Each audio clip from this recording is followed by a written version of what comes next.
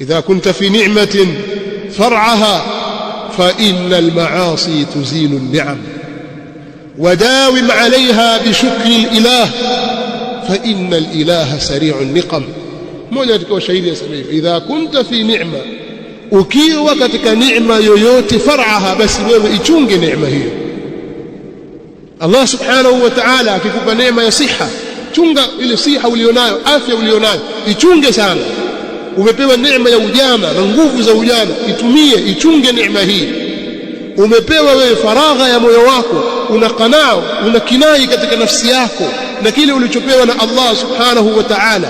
Huna hofu juu ya makhluk, juu ya kukosa jambo fulani na mambo fulani katika mambo ya kilimwengu. Wewe umepewa Uislamu, uko ndani ya moyo wako na tauhidi na sunna. Ukiwa katika neema hii, far'aha, ichunge neema hii. fa innal maasi